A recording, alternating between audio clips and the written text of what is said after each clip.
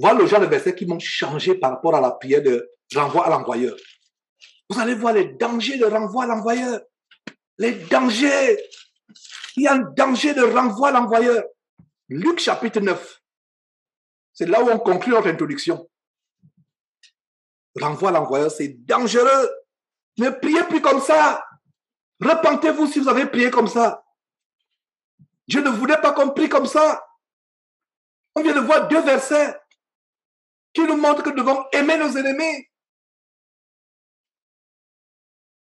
Parce que quand vous souhaitez la mort dans votre... Et regardez, et vous priez à qui? Vous priez Dieu. En fait, ce n'est pas Dieu que vous priez Satan. Est-ce que vous comprenez? Si vous priez pour la mort de votre ennemi, conclusion, c'est Satan que vous êtes en train de prier. Est-ce que vous savez cela? Mon frère, ma soeur, note ce qu'il vient de dire là. Note ce qu'il vient de dire là. Note ce qu'il vient de dire. Tu pries pour la mort de ton ennemi. Ta prière, tu es en train d'évoquer Satan. Beaucoup ont prié Satan sans s'en rendre compte. Je reprends. Quelqu'un qui prie Dieu pour la mort de son ennemi, pour la mort d'un sorcier dans sa famille, il prie Satan. J'aime dire des choses choquantes. Mais c'est vrai, en plus. Ça choque, mais c'est vrai. Il m'a fait du mal. J'ai souffert à cause de lui. Non, il doit mourir. Comment il est joyeux? Lui aussi doit souffrir, il doit aussi expérimenter ce que j'ai expérimenté. Dieu frappe-le. Dieu fait aussi qu'il souffre. Fait aussi qu'il souffre. J'ai tellement souffert. Il m'a fait du mal. Viens le marche. Combien de concours la fonction publique j'ai raté? J'ai fait le bac 6 fois. Hein? La 7e fois que j'ai voulu faire le bac, bon, parce que je suis paralysé. Je ne peux même plus marcher, etc. Il faut qu'il souffre. Il faut, Seigneur, oh, je m'aime. Il y a les jeunes de prière. Regardez les affiches de ça, c'est église abominable. Veille de prière sur le thème mon sorcier doit mourir. Quand j'ai vu cette affiche-là, je dis, oh! Le peuple de Dieu est détruit par manque d'ignorance. Mon sorcier doit mourir. Mon sorcier doit mourir. Donc chacun son sorcier. Ton sorcier doit se repentir. Ton sorcier doit être délivré. Ton sorcier doit être une nouvelle créature. C'est ça ton sorcier.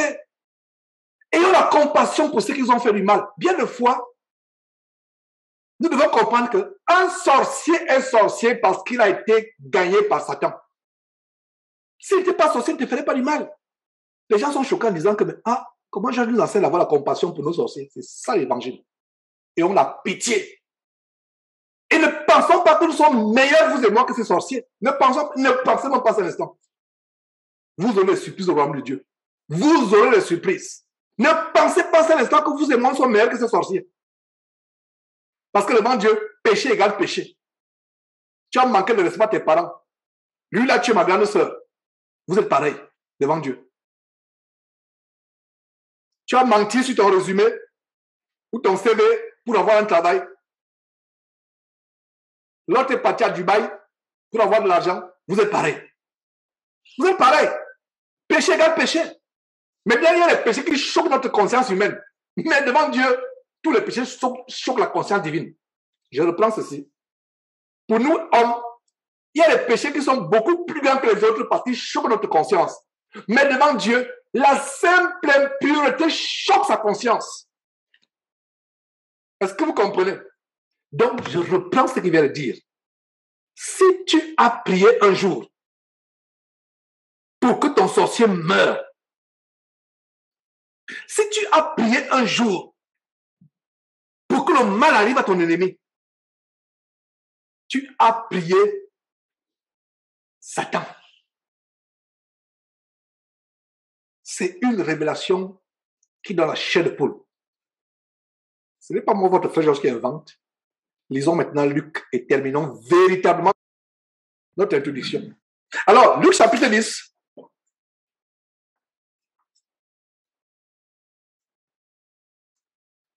Oh Seigneur, j'espère que cet enseignement est en train d'être enregistré. Seigneur, fais que cet enseignement soit publié, je t'en supplie, au nom de Jésus-Christ. Je pensais qu'il n'était pas enregistré, mais je viens de me rendre compte qu'il était enregistré depuis le début. Fais que c'est un enseignement dont l'Église avait besoin depuis longtemps. Longtemps. L'histoire de la sorcellerie a divisé les familles. À partir d'aujourd'hui, les familles seront reconstituées. Si un sorcier s'éloigne de toi, qui s'éloigne de toi, mais ce n'est pas toi qui vas s'éloigner de lui. Tu vas l'aimer, tu vas prier pour lui, tu vas lui montrer l'amour de Christ et tu vas anéantir ses pouvoirs. L'amour à l'égard d'un sorcier anéantit ses pouvoirs occultes. Les prières pour un sorcier anéantissent ses pouvoirs occultes. Voilà les deux secrets. Cesse de faire le veillées de prière, mon sorcier doit mourir. Aie une attitude. Je l'aime. Je prie pour lui, j'ai la compassion.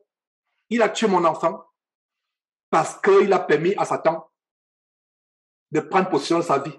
Ce sont les démons qui prennent possession de sa vie. Tu auras de la compassion. Et Dieu verra cette compassion. Et Dieu répondra à ta prière. Voilà. Voilà l'évangile. Aussi simple l'évangile. L'évangile du Seigneur Jésus n'est pas compliqué. Simple, aussi simple. Les gens aiment les complications. Regarde les veilles de prière. Tu maigris, tu ne dors plus.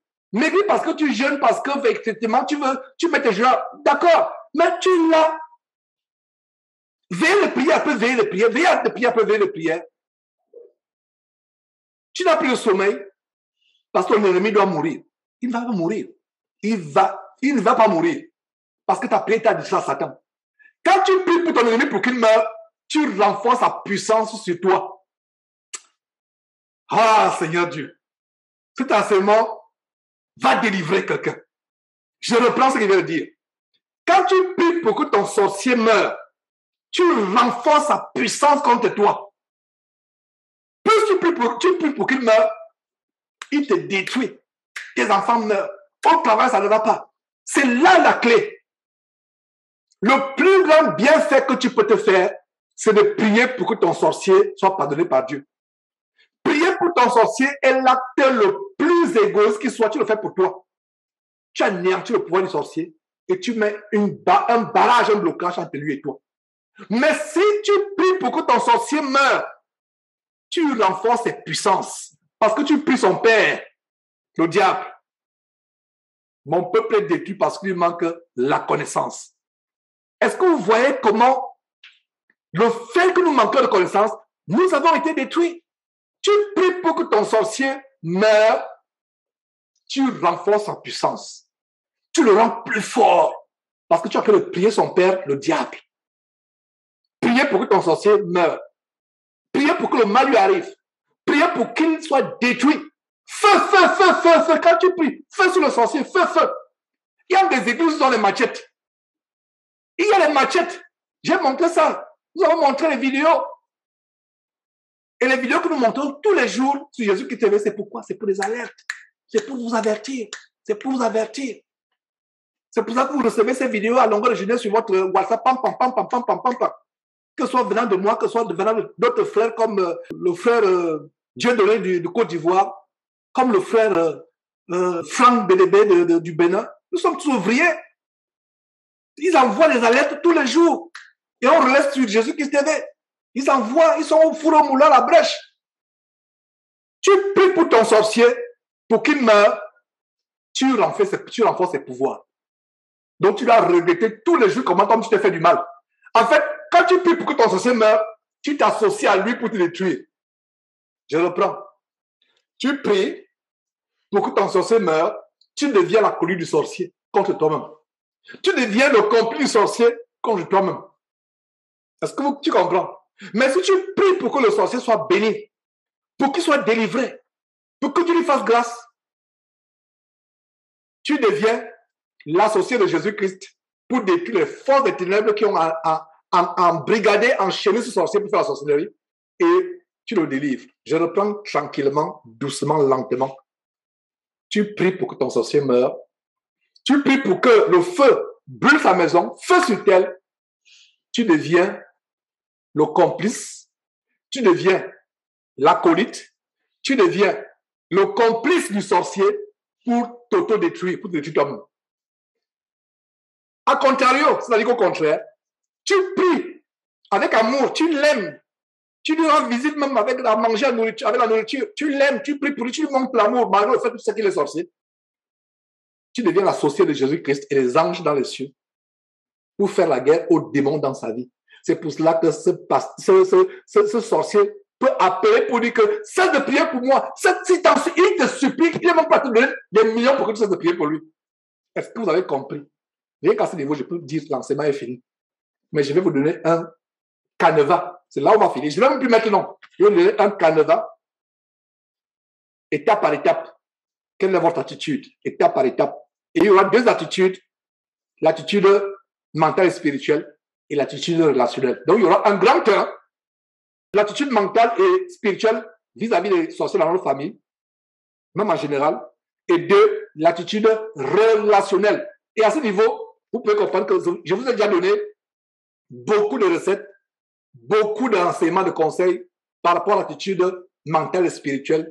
Et je vous ai aussi donné quelques conseils par rapport à l'attitude relationnelle, mais je vais schématiser afin que cet enseignement soit bien clair dans votre tête, sans aucun doute, afin que vous compreniez que on s'est fait de mal nous-mêmes. Regardez comment l'autodestruction consiste à prier pour que le sorcier meure. Quand tu pries pour que le sorcier meure, tu te détruis toi-même. Parce que tu pries Satan et tu deviens le complice du sorcier, le complice du démon. Et tu deviens complice pourquoi? Pour te détruire toi-même. Je n'ai jamais vu quelqu'un qui entre en complicité avec les brigands pour se détruire lui-même. Les gens entrent en construction avec les brigands, comme j'ai étudié en droit criminel, ici aux États-Unis, que quand il y a une conspiration, on appelle en anglais conspiracy, les gens deviennent des acolytes pour aller commettre le meurtre. Ils deviennent des acolytes pour aller tuer autre personne. Ils deviennent des acolytes pour aller braquer les banques. Mais quelle est cette complicité? Quelle est cette conspiration qui consiste à devenir acolyte avec les brigands pour te détruire toi-même? Il n'y a que dans le domaine spirituel que cela existe. Je suis content parce que Dieu nous révèle des grandes choses. Dieu nous révèle sa parole profonde pour nous délivrer. Dieu nous aime. Cet enseignement va délivrer. Je vous dis que cet enseignement aurait dû être enseigné il y a 10 ans, 11 ans. Mais il n'est pas tard.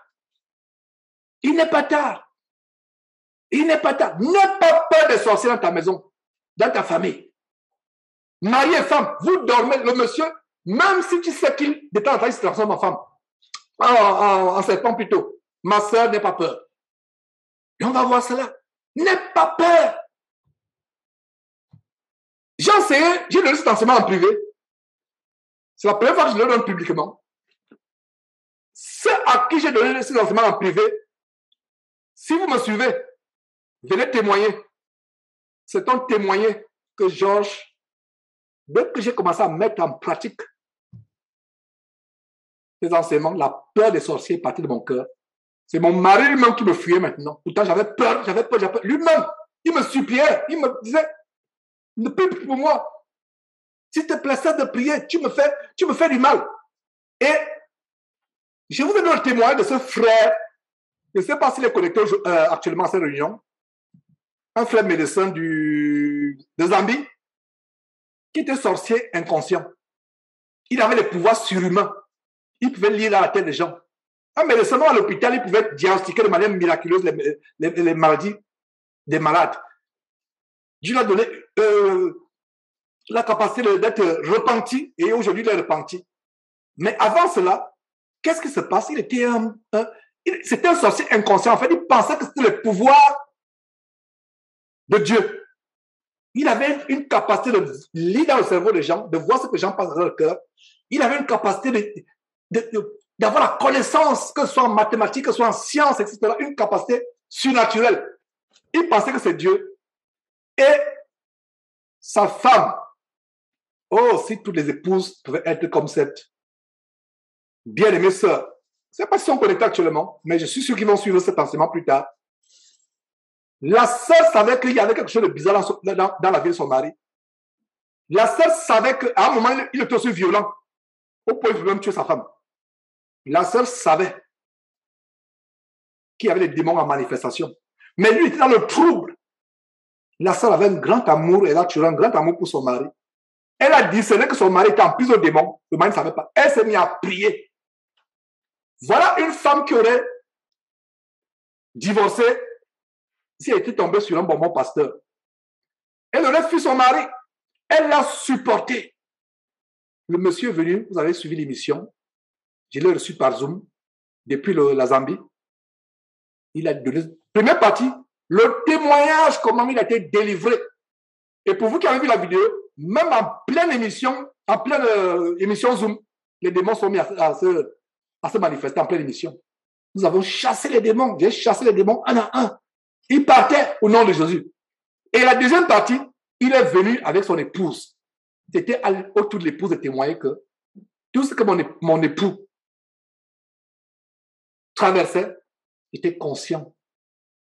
Mais je priais pour que Dieu le délivre. Imaginez-vous un époux qui est sur le point de vous tuer en milieu de nuit. Les yeux deviennent comme un monstre, il veut vous tuer. Beaucoup de sœurs vont fuir. La sœur a compris. Elle ne faisait que sur les enseignements de Jésus qui TV. Elle n'était pas dans une église. Parce que beaucoup ont fui ces églises-là. Je suis content que beaucoup ont fui ces églises. Elle suivait les enseignements. Elle a mis ces enseignements en pratique. Elle a prié pour son mari. Son mari a été délivré. L'amour est ce qui détruit les démons.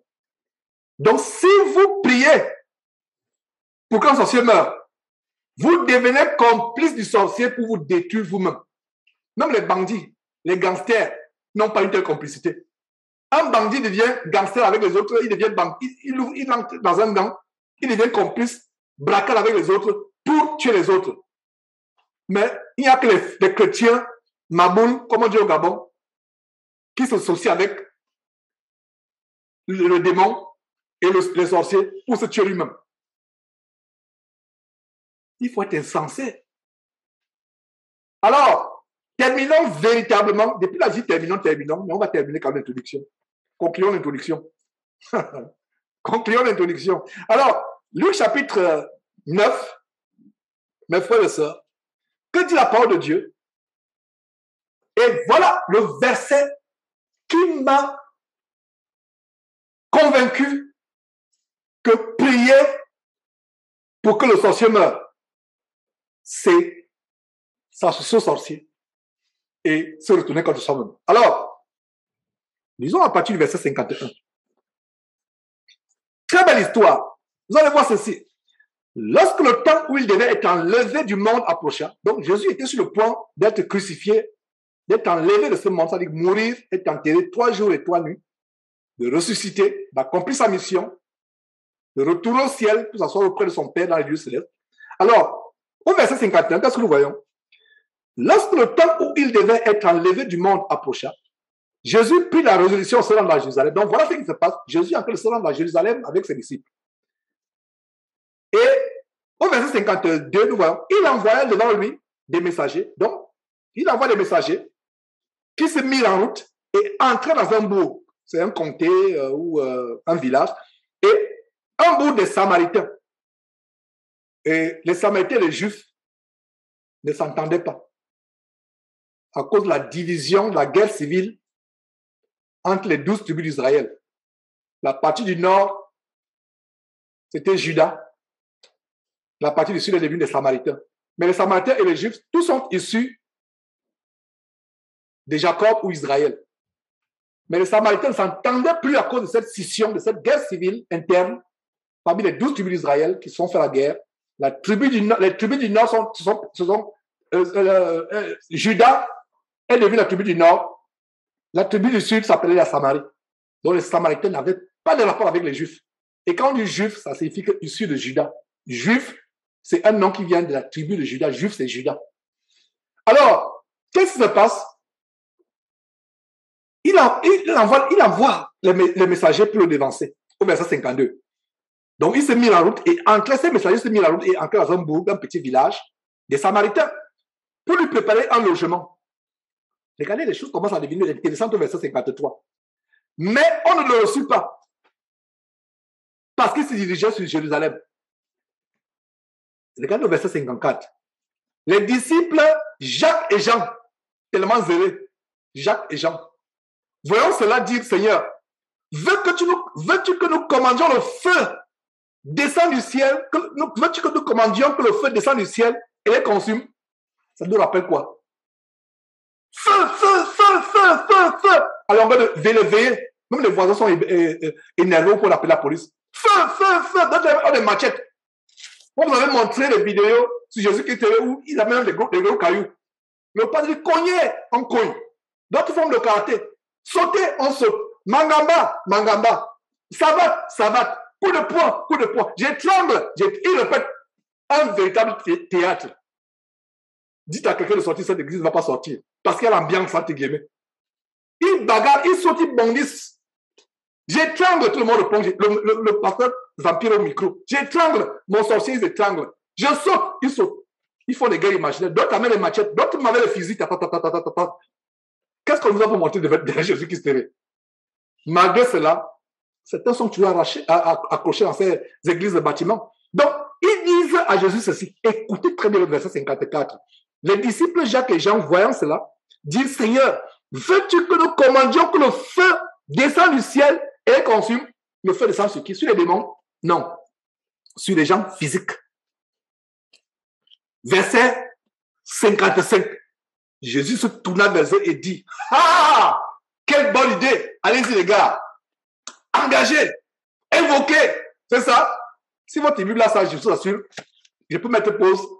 Allez déchirer votre Bible maintenant. Je mets pause. Je vous donne 5 secondes si vous avez un tel verset dans votre Bible. 5 secondes, je ne vois personne se lever. Personne ne se lève. Voilà. Donc vous n'avez pas ça dans votre Bible, n'est-ce pas? Personne ne s'est levé. Jésus n'a pas dit non, les gars, c'est bon. Envoyons le feu. Envoyons le feu. Non seulement le feu, envoyons la grêle.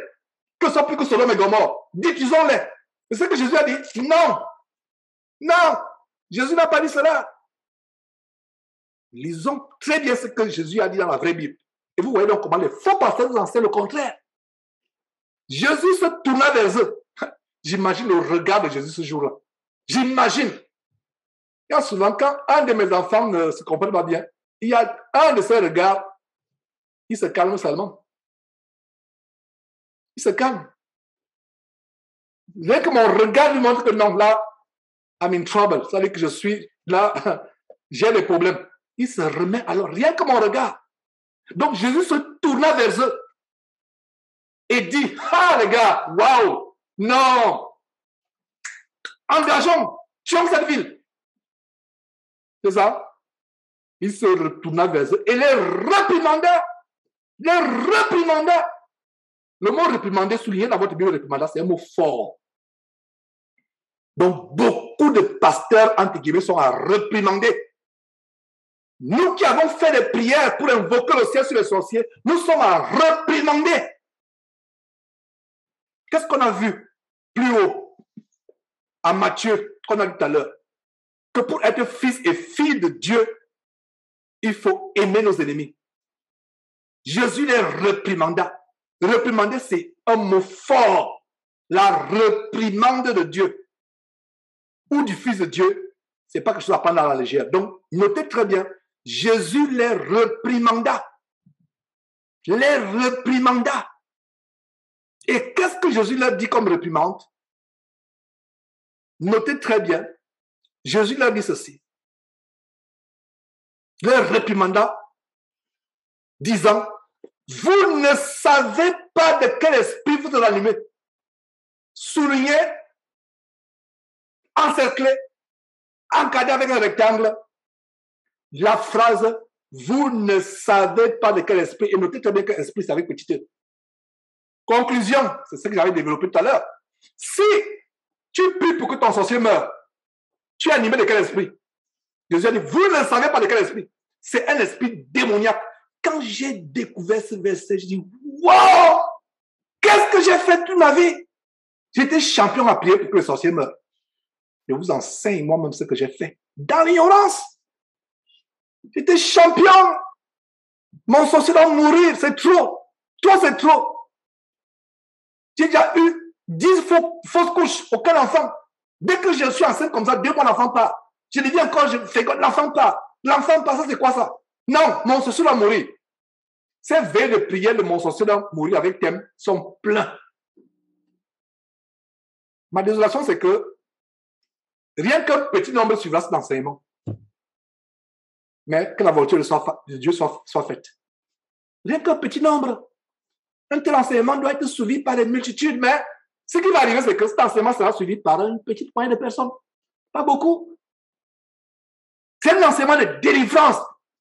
Non seulement on a péché, On est devenu complice des sorciers et des démons pour soi-disant tuer les démons, mais en réalité, c'est nous-mêmes. On s'autodétruit. Jésus dit, vous ne savez pas quel esprit vous êtes animé. Voilà la révélation.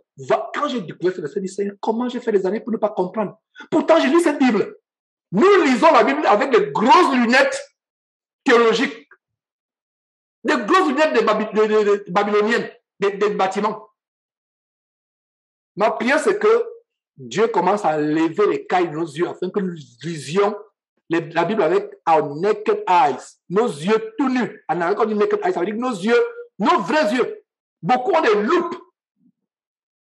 Des loupes. Il y avait une voisine, elle souffrait d'une myopie. J'espère que Dieu a pu la guérir en quelque temps. Mais quand vous voyez sa loupe, c'était une épaisseur. Et pourquoi je passe l'exemple? Beaucoup parmi nous ont des loupes spirituelles et on lit la Bible, elle est floue. On a une loupe. Nos yeux ont des grosses écailles. Ces écailles sont tombées des yeux de Paul le jour où il a été converti.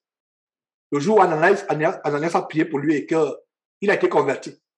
Beaucoup parmi nous avons ces écailles.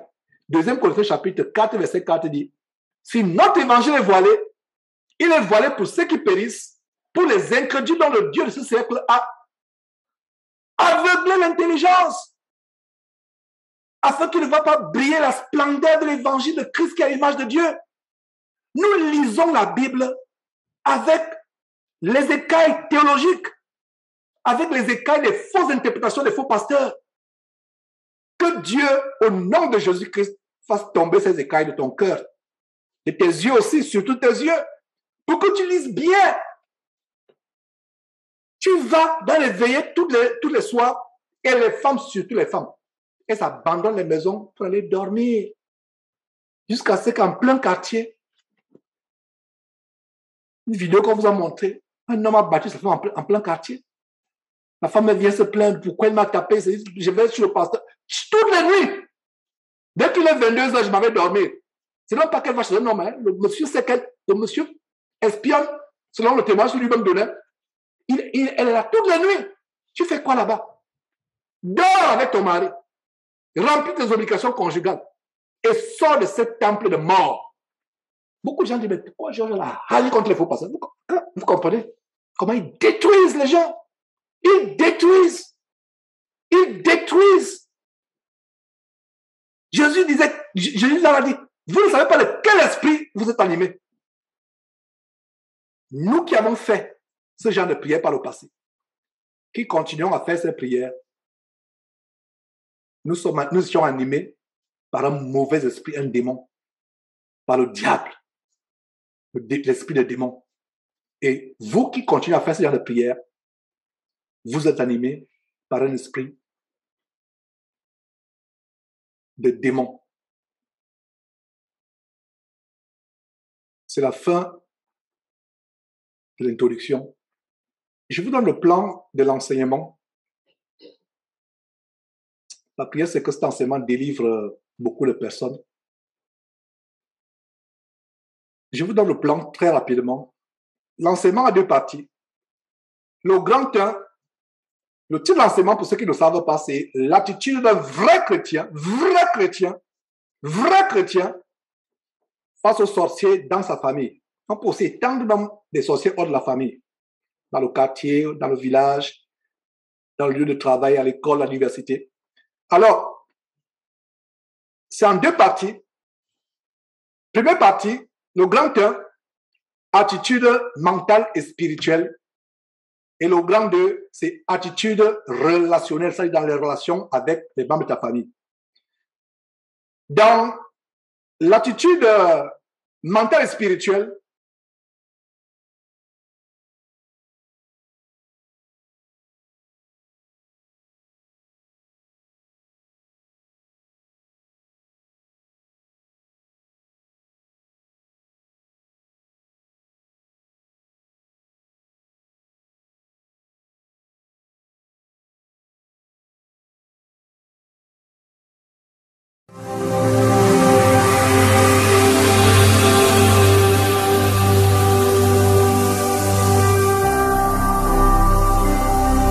Jésus-Christ TV,